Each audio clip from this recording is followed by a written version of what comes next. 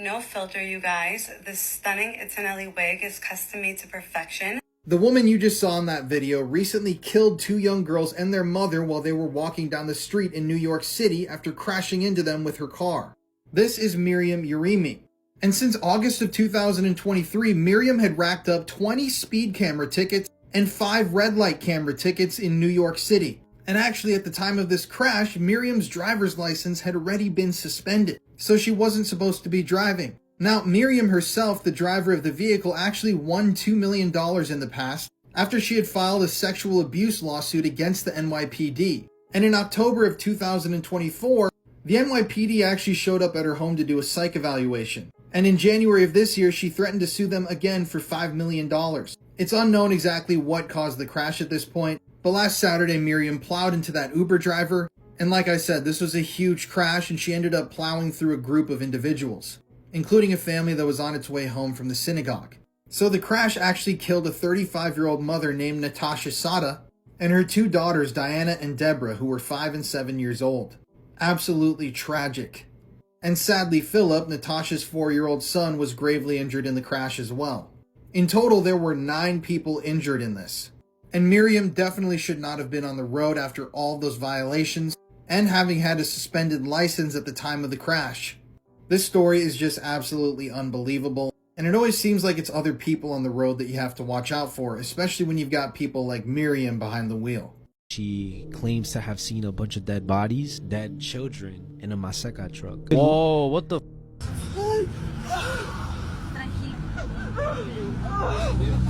How is everybody else so calm, but like she's the only one that's like freaking out about it?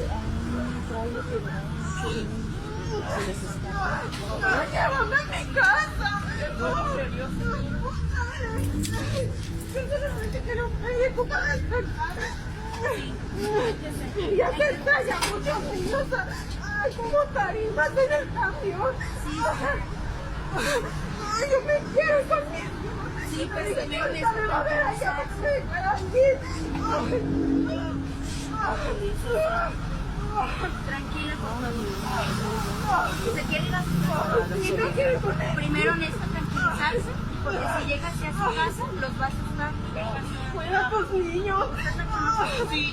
That's fucking crazy. That lady, she was a gas station worker. She came across this truck when she went around back trying to get to the area to fill up the tank. She saw a bunch of dead children, to be specific, in the back. After that video went viral, a lot of people were making up rumors online saying that she was found dead a couple days later. Nothing really happened to her. They never put out her name, and they never put out like any more investigation of the case. This was strictly investigated in Mexico. Yeah. Or if there was even an investigation. But what people are saying that how did this influencer mysteriously vanish from a party in Dubai, go missing for 10 days, then turn up at the side of the road, battered and bruised with a broken spine? Maria Kowalchuk is a stunning 20-year-old OF model from Ukraine. And this horrific case hit the headlines on the 19th of March when she showed up at the side of the road absolutely horrifically battered. She'd been missing for a total of 10 days after initially attending a party in a hotel in Dubai on the 9th of March.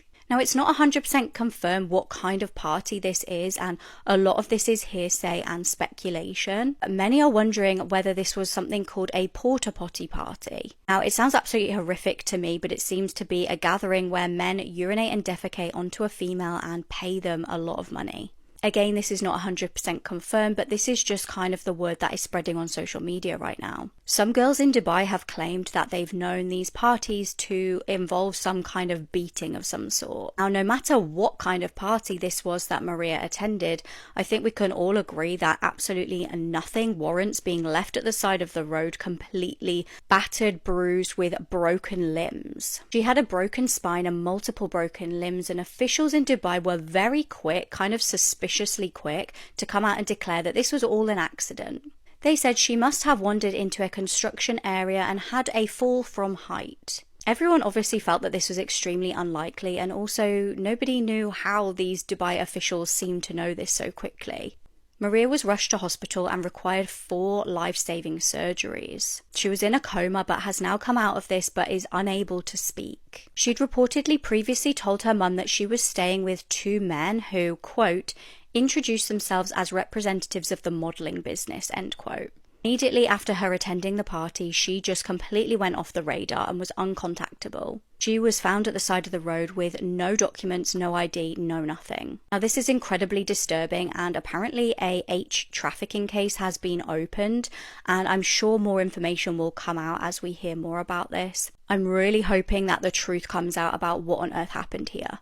I've never cried harder than when I read this book. It's about the life and untimely death of 12-year-old Andy Brewer. She was kidnapped from her home in Arkansas on May 15th, 1999 by someone she should have been able to trust, her uncle, Carl Roberts. Carl would go on to sexually assault and murder Andy, leaving her in the woods for 3 days until she was found. And while her mom, Rebecca, was pleading for answers and finding her little girl, he looked her in the eyes and lied about what he did to her. Rebecca wrote this book to try and heal from the loss of losing Andy, and she details everything from finding out Andy was missing to those excruciating 3 days before she was found, and then to planning her little girl's funeral, and that's something that nobody should have to say, let alone live through. This book broke me in ways that I cannot even put into words. With each page, I feel like I cried a little bit more, and my face would literally turn hot with sadness. But through all the heartbreak that's in this book, you also get to learn who Andy was. And my gosh, was she a beautiful, kind, and responsible little girl who loved life. I truly don't think a story has ever stayed with me as much as Andy's, and that just proves how strong her mom's words are. Rebecca is literally carrying on Andy's legacy in such a significant way just by telling her story. One thing that I love is that Rebecca includes pictures of Andy throughout this book, so you really get to see who she was. There were many times that I had to stop reading to kind of sit back and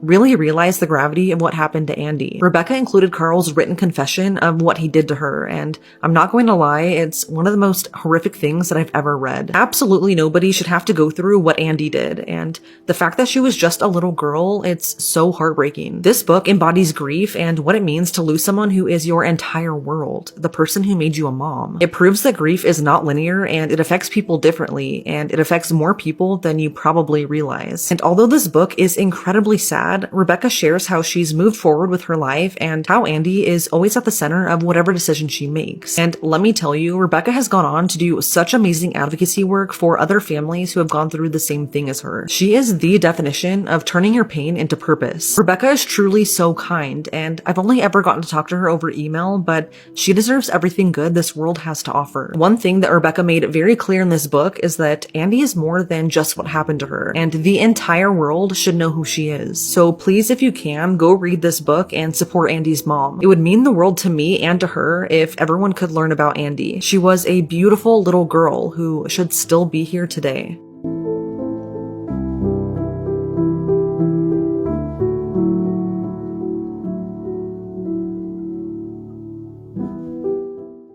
There was a young 7-year-old girl who lived in an apartment building. One day, she told her mom that she was going to play with some friends. Hours later, the mother went to go get her daughter, but she was nowhere to be found. She then asked all of her friends if they had seen her daughter, but they said they hadn't seen her all day. Suddenly, the mother's stomach dropped when she realized her daughter was missing. She then called the police, who conducted a search of the entire building, but sadly, the girl was never found. 3 months went by, and the residents of the building began to complain about the water, saying it had a strange odor. More and more people began to complain, saying it smelled bad and tasted horrible. So, one day, the janitor went to the roof and checked the water tanks. When he opened the tank, he was hit with a disgusting smell. He then looked down and saw the decomposing body of a young child. The police came and identified the child as the girl who went missing 3 months ago. Her corpse was in there undisturbed for 3 months, and the entire apartment building was drinking and showering with water that had a rotting corpse in it. Nobody knows how she got in there, and when the mother found out about this, she was absolutely devastated. There's these pictures of some burnt astronaut bodies. Is that real? That's real. No way. They were part of the Apollo 1 mission. They were going to do a launch test, right? Okay. And to make sure everything was working perfectly fine, they go inside, they buckle in, they have their compression suits on, the astronaut suits, they have their helmets, everything, right? Oxygen is flowing, and right away, one of the astronauts point out a weird smell. Kind of like sour cream, like sour milk. They stop the test, they check the oxygen, they're like, everything is completely fine. They didn't even know what it was. They kind of forget about it. Then they had trouble with their communication system. So they stop the test again, fix it back, they put it back on. Everything seems good. And then out of nowhere, the facility, the people who are making sure everything is good, they see a surge, a power surge happen. And obviously it's like a short circuit. And usually when that happens, it like sparks. And even if it happens in a house, if electricity is not done correct, it could light the whole house on fire. That's when one of the astronauts, he says, fire.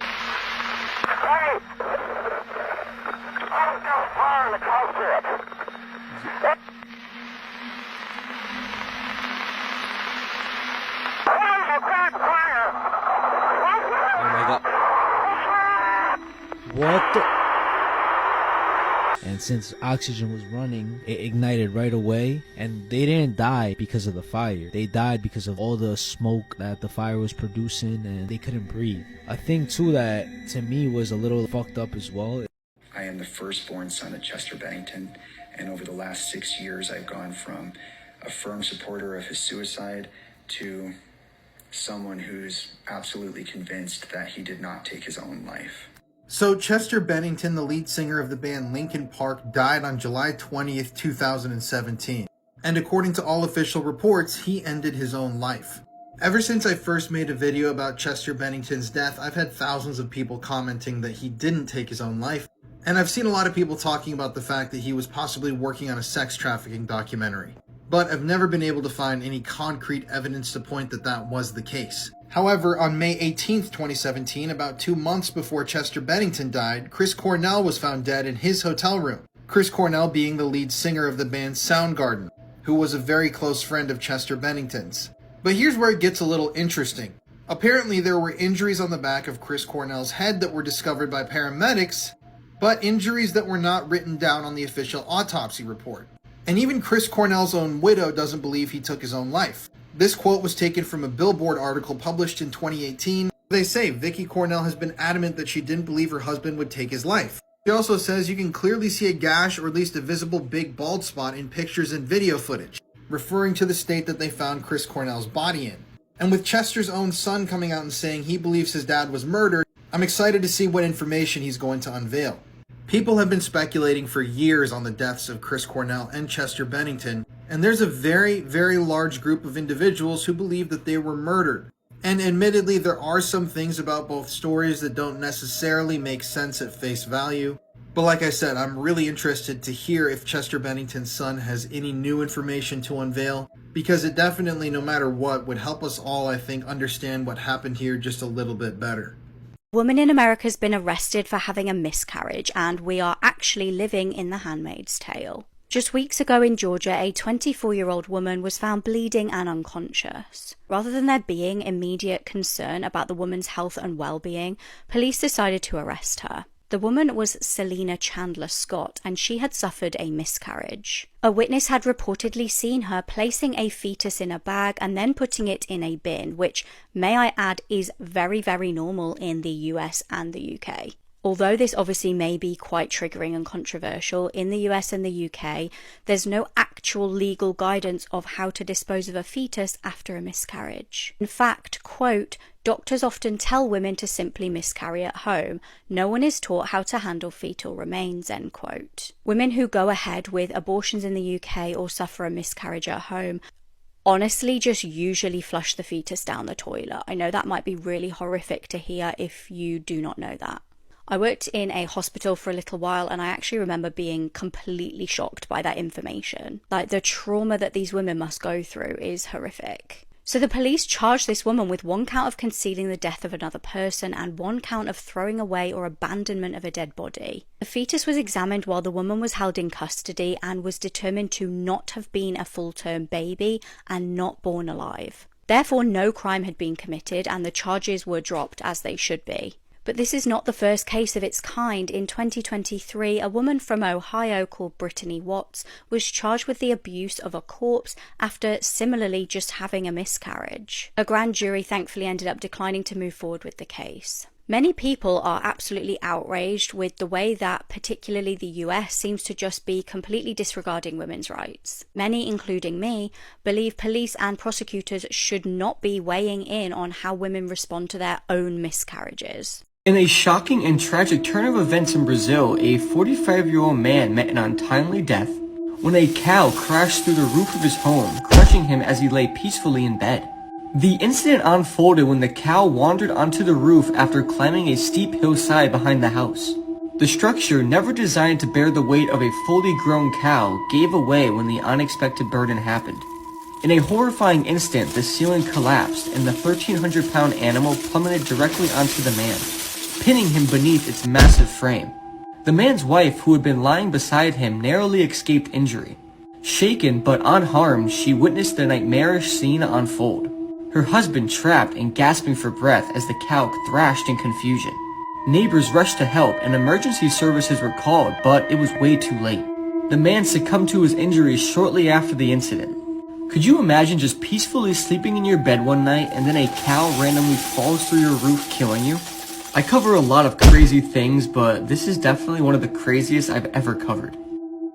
They were found shot to death in the bed of their truck during an overnight camping trip, and a disposable camera found at the scene contained these disturbing last known photos of them. This is the mysterious case of Brandon Rumbaugh and Lisa Guerreri, and it's one that will never not terrify me. On October 17th, 2003, Brandon and Lisa would head out for an overnight camping trip in the small town of Bumblebee, Arizona. The couple had recently got engaged, and they wanted to camp out underneath the stars to celebrate their one-year anniversary. They lived together in Scottsdale, and originally they were going to go to Disneyland to celebrate, but it was too pricey. So last minute, they decided to recreate their first date and go camping instead. Lisa borrowed her mom's white 2000 F-150 truck and a video camera and told her that they would be back the next day. Now, Lisa's mom almost didn't let them borrow the truck because it was in need of an oil change, but again, last minute, she changed her mind and said it was okay. But she had no idea what was about to happen on this camping trip, or that it was about to become one of Arizona's most chilling unsolved mysteries. So their road trip started. The two had bought a disposable camera before leaving Scottsdale to document their trip, and about halfway there, Lisa's mom called them to see if they had made it to their destination yet. Lisa said no and that they still had a long way to go, but at this point, everything seemed fine. Lisa's mom said be careful, in which Lisa replied, I love you, and those were the last words that she would ever tell her mom. What happened after this phone call has never really been explained. So when the next day came and went and nobody heard from Brandon or Lisa, Lisa's mom immediately knew that something was wrong. They never returned the truck and weren't answering phone calls, so she called everyone she knew and the police to begin looking for them. Brandon's friends knew of the general area where they were supposed to be because they had all gone camping up there before, so they began looking, but initially couldn't find anything. Then they traveled down Bumblebee Road, just off of I-17, and that's when they spotted their truck. Upon getting closer, they found Brandon and Lisa in the bed of their truck, deceased. They were in their sleeping bags and had been shot multiple times in the head. When the Yavapai County Sheriff's Office arrived to the scene, they found two items were missing, which were Lisa's keys and the video camera that she had borrowed from her mom. But about 100 feet away from the crime scene, police found the couple's broken disposable camera. It looked like someone had thrown it, and on the camera were the very last photos ever taken of Brandon and Lisa. They were posing in the same bed of the truck that they were killed in. Now, according to Lisa's mom, this final photo of Lisa seems off. She said that this wasn't Lisa's true smile, and it was almost like she was scared and uncomfortable, but still trying to smile anyway. But there was one final photo taken on the camera, and it is really disturbing to me. The final photo taken on the camera is pretty overexposed, and you can really only make out the corner of the image. At first, authorities didn't know what the image was of, but they discovered that it was an image of the inside of an old restaurant in Bumblebee. But what doesn't make sense to me is that this was taken after the final photos of the couple, meaning whoever took this picture was likely their killer, and it was taken after they were killed. This is really scary to me because it seems like if this is accurate, the killer took their camera from the crime scene, took the photo inside the restaurant for whatever reason, and then returned the camera to the crime scene. Why would anyone do all of that? It doesn't make sense to me, and it's one of the most disturbing things about this case. Police believe that Brandon and Lisa were either asleep or getting ready to go to sleep when they were attacked, and there was evidence that Lisa woke up at some point during the murders. There was one item found at the scene that contained DNA, possibly of the killer, but what that was has not been publicly identified. Police ruled out a murder-suicide, and there was no evidence of a robbery gone wrong or any sexual assault. And there were no drugs or alcohol involved in the killings either, so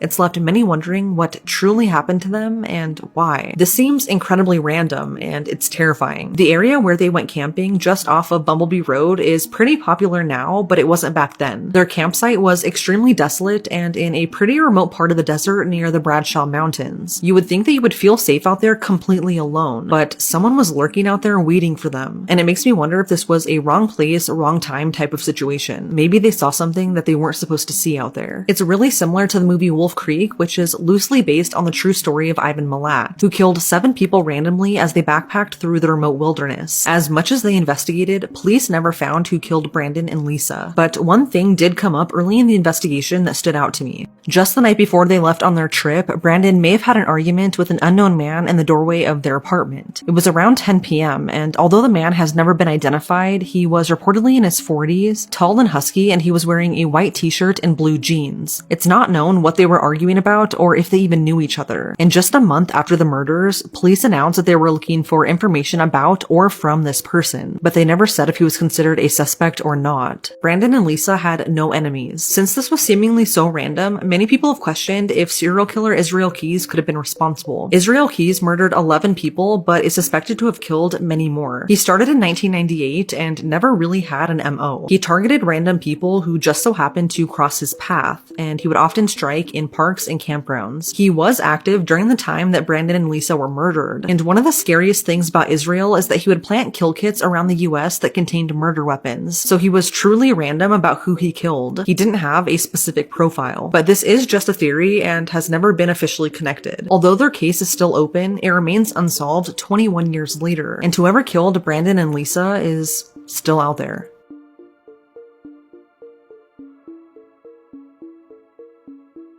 However, coined the phrase, "You can't make this stuff up," might have known the story of real-life boogeyman, Albert Fish. A slight, elderly man with grey hair, no one suspected the kindly single father of being sadistic child murderer and cannibal. This man murdered his girlfriend and then died of a heart attack while he was burying her. In May 2022, locals rang police after they noticed a man unresponsive in his garden. Police in South Carolina raced to the scene and they found the body of 60-year-old Joseph McKinnon. He was found lying next to a big hole in the ground that he'd been digging. It also became apparent that his girlfriend Patricia was missing. Now, police tried and failed to get hold of her and then eventually found blood in the pair's home. When they questioned her work colleagues, it turned out that she hadn't turned up to work that day, and that was extremely unusual. When police did some further digging into the case, they discovered that actually the hole that Joseph was digging was a grave for Patricia. Joseph had attacked her and then wrapped her body up in bin bags. After killing her, he'd had a heart attack while trying to conceal her body. Nothing could have prepared me for the end of this story. So when I was little, I used to always complain about a scratching noise coming from the room next to me. My dad actually converted the guest bedroom next to my room into a home office, and I was never allowed in there. He was a really busy man. One night, I was laying in bed, unable to sleep, when I thought I heard a small sob come from his office. I could faintly make out the sound of a woman crying, but I knew I wasn't allowed to go in there. And honestly, at that point, I was kind of too afraid to anyways. The next day, I told my dad what I had heard, and he told me it was probably just a bad dream. But that didn't make any sense to me because I knew what I had heard. My dad spent the entire day in his office that day. I didn't see him come out once. The next night, I waited until my father was asleep, and I did what I knew I shouldn't do. I went into his office. And when I opened the door, there were no books. There was no desk. There wasn't even a single chair. Just scratched into the walls a million times. Help me. These are 3 California creatures you never heard about.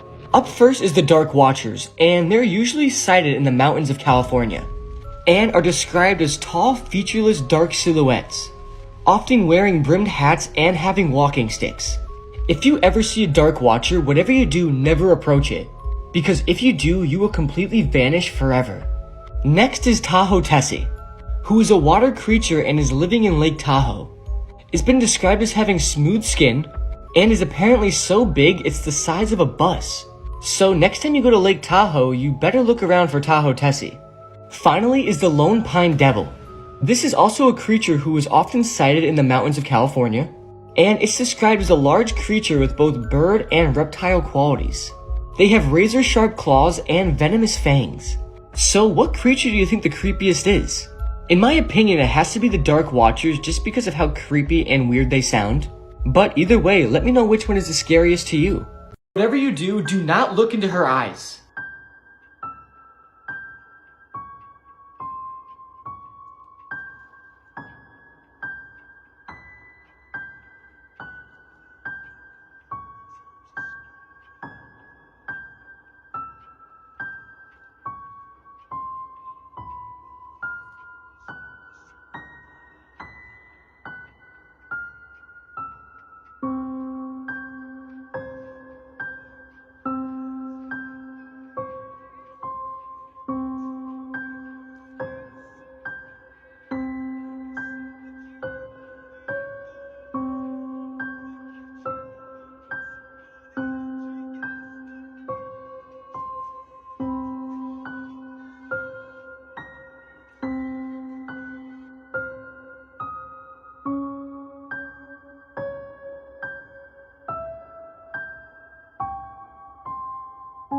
My father locked me in our basement for 11 days and claimed not to know I was there. My name is Charles Bothwell V. I was 12 years old in 2014 when my father, Charles Bothwell IV, still had custody of me and mistreated me. In June 2014, my father reported me missing. The police conducted an intensive search, but eventually, I was found hidden in the basement of the family home, approximately 11 days after being reported missing. I lived in inhumane conditions. My parents deprived me of food, subjected me to repeated abuse and violence, and cut me off from all social contact. My father even pleaded for public assistance on television during my supposed disappearance, while he himself was the perpetrator. The case took a shocking turn when investigators discovered that my father was aware of my presence in the basement. Both my father and mother were arrested and charged with severe parental neglect. Investigators also found evidence of abuse against me. I was subsequently placed under the custody of Child Protective Services. My father was then sentenced to 18 months probation and ordered to take anger classes, and he will no longer be allowed to approach or contact me. I threw my baby from the 4th floor. My name is Sonia Hermosillo, and I was 42 years old in 2011 when I committed the worst act. I had 3 children, including 2 little girls, and my baby No Medina, a 7-month-old boy with autism. My husband and my daughter had already noticed that since the birth of my son No, I had a different behavior. His illness and various health problems, such as the flat head that required him to wear a helmet all the time, had particularly affected me, and I often neglected the way I took care of him. That's why my husband decided not to leave me alone with our baby, but I took advantage of the fact that he was in the shower to take him and leave with him. That day, he was supposed to undergo tests at the hospital, so I drove there, and once I arrived, I parked on the 4th floor of the parking lot. Once out of the car, I thought that throwing him from the top of the 4 floors might be a good idea to see if he could survive. So I took him, removed the helmet he was supposed to wear, and threw him, and he died instantly. I was quickly arrested by the police. Once arrested, I said that all of this was due to mental problems. I confessed to the police that I killed him because of the problems he had. I was then sentenced to 25 years in prison without parole. This is the time I was almost abducted by a serial killer. In February of 2012, I went to go visit my grandfather's grave for his birthday. His death was a pretty hard thing for me to process, as he only died in March of 2011, so it was all still pretty new to me. I was kneeling in front of his grave, crying and thinking to myself, when all of a sudden I looked up and see a man running at me full speed from the woods in front of me. I was able to get myself to my truck pretty quickly before he got to me, but by the time I got in the truck, he was only about 50 feet away. I got in my car before he could get to me and locked the doors, much to his displeasure. He threw his hands up as if he had lost a football game. I started my truck and started driving out as fast as I could, but not before I passed him. I didn't break eye contact with him the entire time I was driving past, so I got a really good look at him. So cut to a few years later, I'm pretty bored at work, so I download this random app that has a bunch of paranormal, UFO, cryptid, and serial killer stories on it. And as I'm browsing through stories, I come across one that makes my heart absolutely drop. There was a photo of a man I recognized very well, Israel Keys, who was most known for murdering an underage girl in Alaska, dismembering her, and throwing the pieces of her body in a lake. He would bury kill kits in places long before he ever committed the crimes. He had been killing for a few years, to the point where no one really knew what his actual death toll was, and he would eventually go on to take his own life in prison. At the end of this book I read about him, they mentioned his favorite places to abduct people: public parks and cemeteries. I often wonder if he left any kill kits in that cemetery. You were fast, Israel, but I was faster. This abandoned prison is straight out of a nightmare. Welcome to the Mid-Orange Correctional Facility in Warwick, New York. Originally opened as a reform school for boys, this sprawling complex was eventually turned into a prison for men. And over the years, it housed a number of deplorable criminals from New York State, including an infamous serial killer. As you walk the halls of this crumbling complex, you can feel the energy, you can feel the souls reaching out to try to talk to you.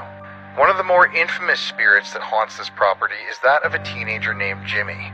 Obviously, back when this was a reform school for boys, abuse was rampant in these halls. And one teenager named Jimmy decided to take his own life by hanging himself in one of the buildings out back. Now, I can tell you from first-hand experience that this place is definitely haunted. I spent the night there ghost hunting while filming an episode of my show with the New York Post, which is available on YouTube now, and you could just feel the energy of these buildings emanating.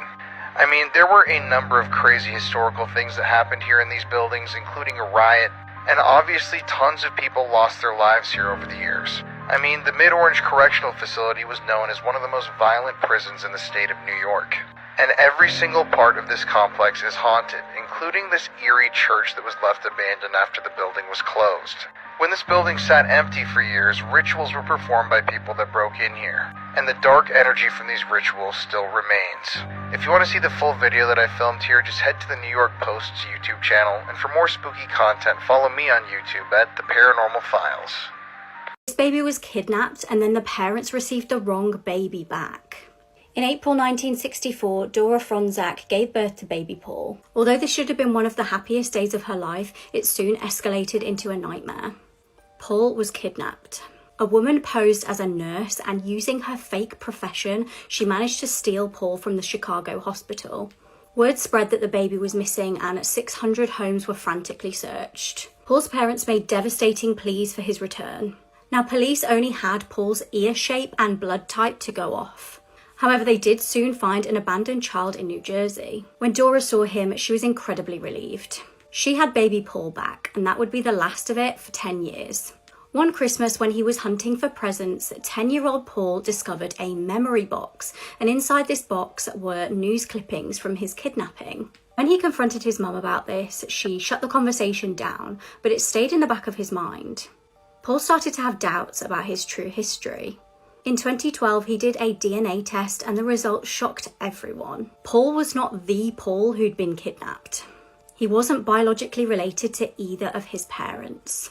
Now, sadly, his parents were actually furious at Paul, and they refused to speak to him for a year. In 2015, Paul discovered that he was actually born as Jack, and he had a twin sister, Jill. His biological mum had a drinking problem, and his dad was a violent man. Meanwhile, the FBI ended up reopening the case of missing baby Paul. It was actually another home DNA test that revealed where he was. A man named Kevin Beatty was actually missing baby Paul. Now, the woman who raised him had actually passed away, so some mystery still remains about missing baby Paul. Tragically, in 2019, Dora actually arranged to meet her long-lost son, Kevin. However, before the pair could reunite, Kevin actually died of cancer. Paul's twin sister Jill is still missing. He continues to look for her, and you could actually help solve this cold case. By taking home DNA tests and uploading your information onto jedmatch.com, we can all help to solve cold cases. This is the backpacking beheadings, the tragic case of Louise Jesperson and Marie Newlin.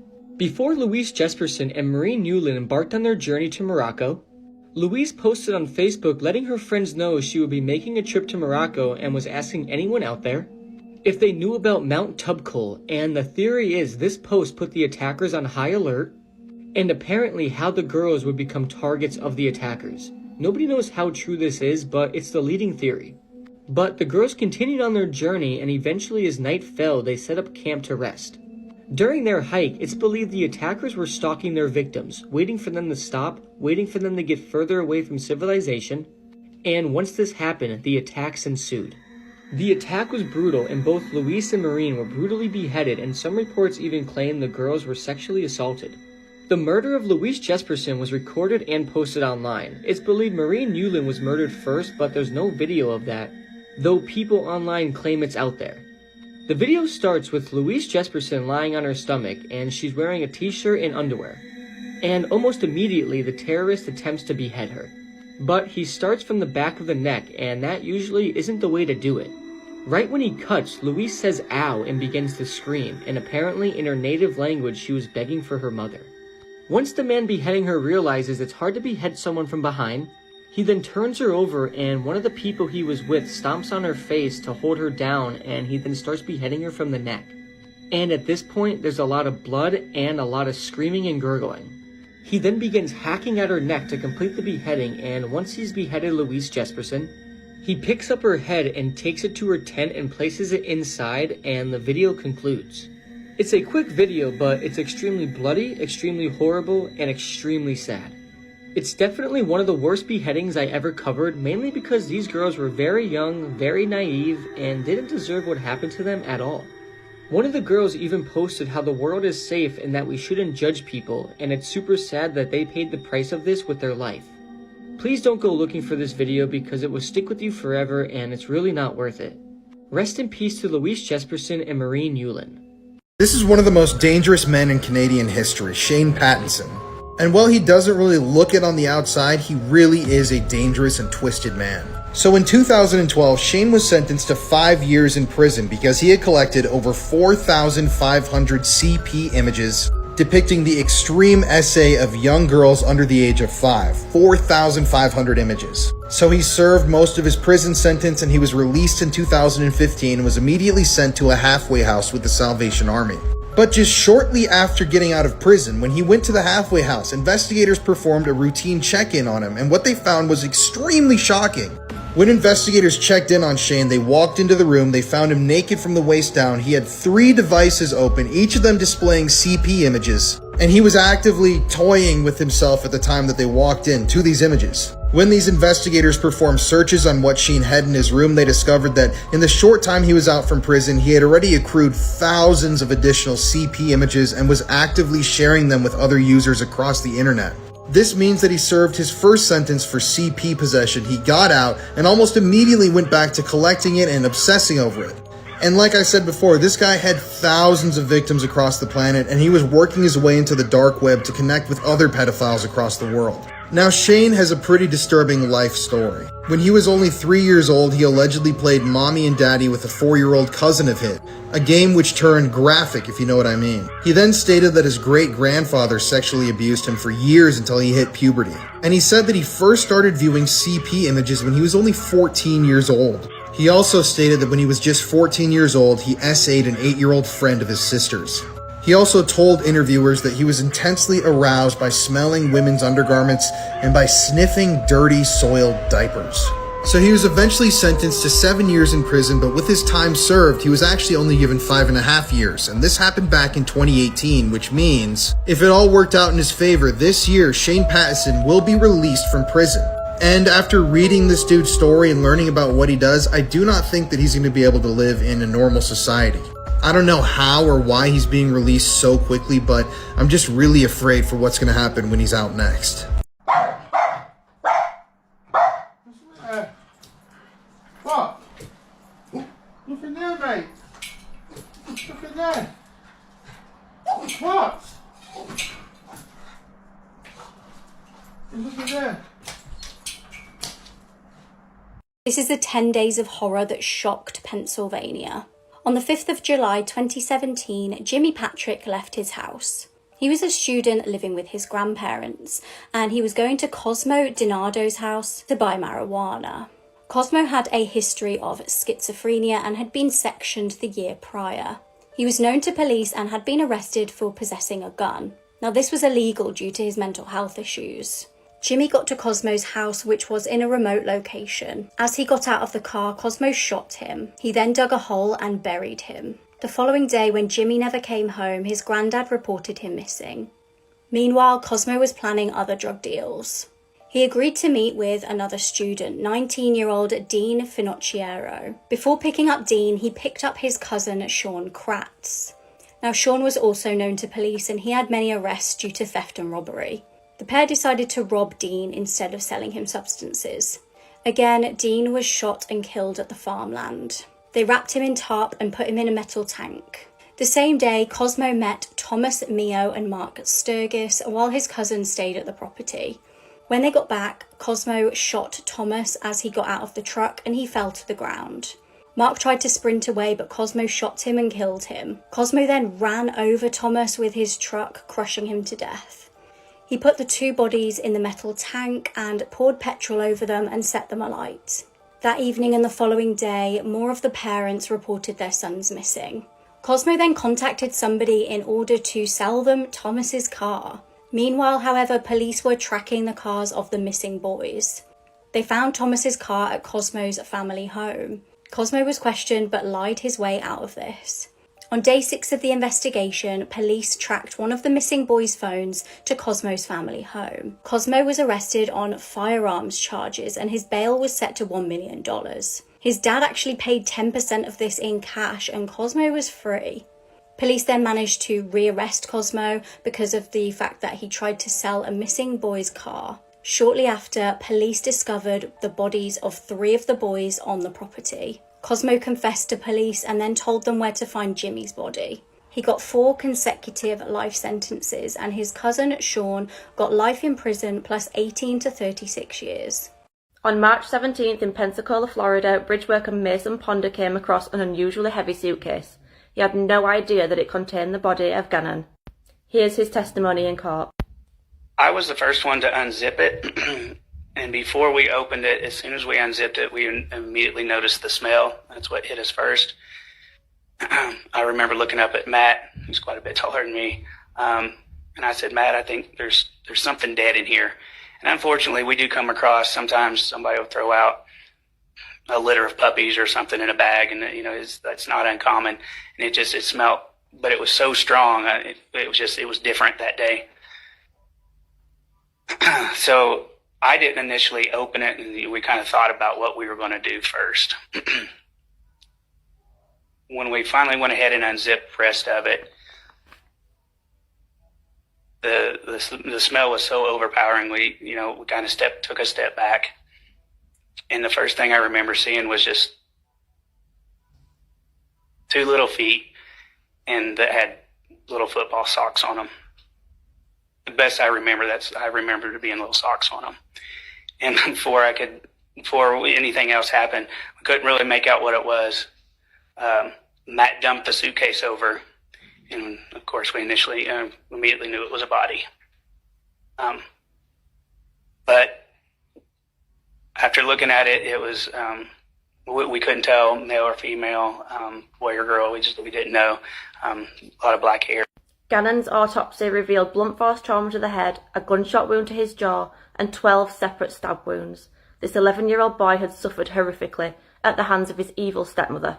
Letitia was charged with the murder of Gannon and faces a total of 13 charges, including first-degree murder, child abuse causing death, and tampering with evidence. In 2022, Letitia changed her plea from guilty to not guilty by reason of insanity, stating that she was insane at the time of Gannon's murder. This delayed the start of a trial because she had to be evaluated multiple times to determine the state of her mental health. In March 2023, the jury was selected, and Letitia's defence claimed that the latest sanity report showed her to be insane at the time of Gannon's murder, claiming that she suffered a major psychotic crack at the time of the brutal killing. The state, however, have argued that the fact she tried to cover the crime up so well and throw off the police shows that she knew right from wrong. The trial continues, and you can follow it live over on Law and Crime. Pure evil or mentally ill? In 2012, when Zachary Davis was just 15 years old, he entered his mother's bedroom in the dead of night and struck her over the head 20 times with a sledgehammer. Did you kill your mother? Yeah. And why did you kill her? She wasn't taking care of my family. And where did you hit her? In the head. Where was she when you did this? She was asleep. You've got a sledgehammer in one hand, and you open that door. What's going through your head at that moment? My mind was pretty much blank. I could just hear the hammer hitting her head.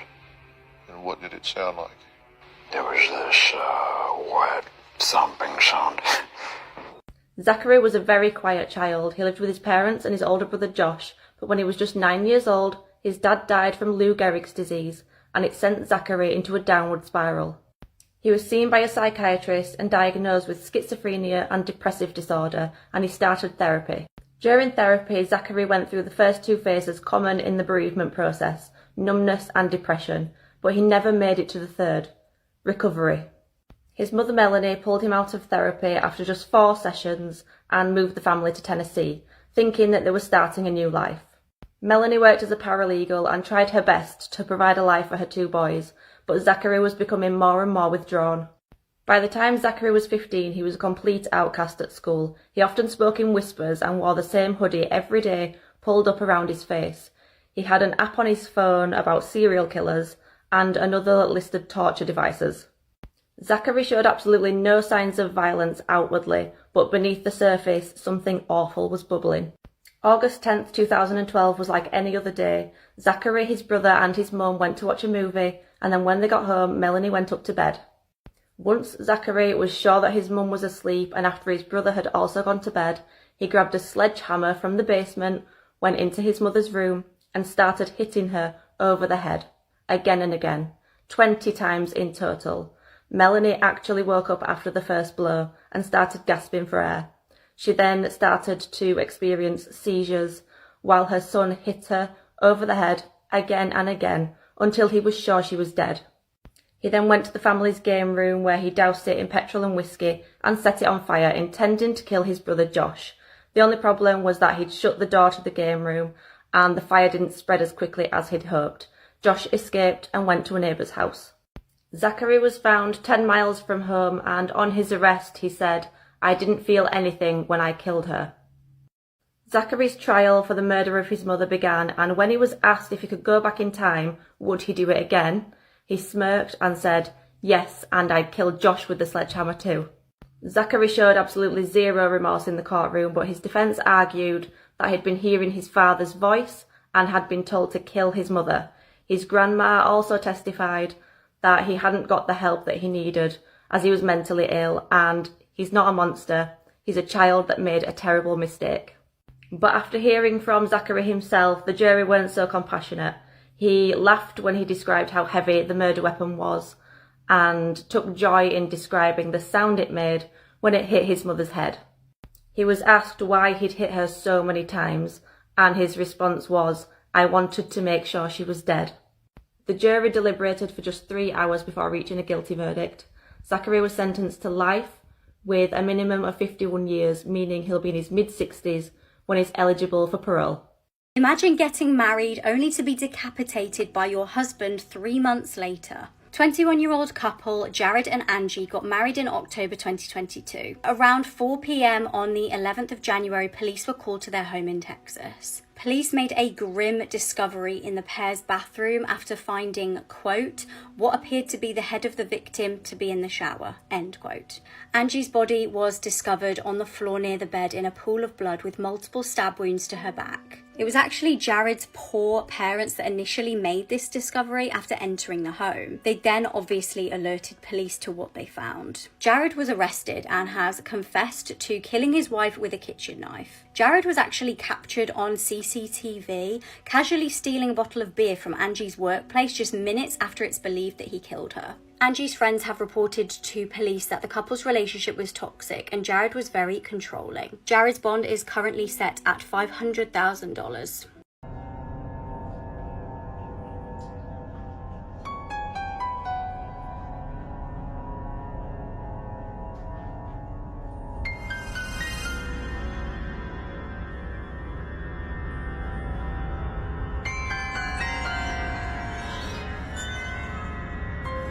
This schoolboy stabbed his teacher to death in front of a classroom full of students. 61-year-old Anne McGuire was a Spanish teacher teaching in Leeds. She'd actually worked at the school for 40 years and she was only 5 months off retirement. However, in April 2014, something absolutely horrific happened. One of her students was 15-year-old Will Cornick. He'd always been described as a smart student who never really caused any trouble. Classmates regarded him as a polite student, but after he got diagnosed with diabetes, his personality seemed to change. In 2013, he tried to join the army, but because of his diagnosis, he was rejected.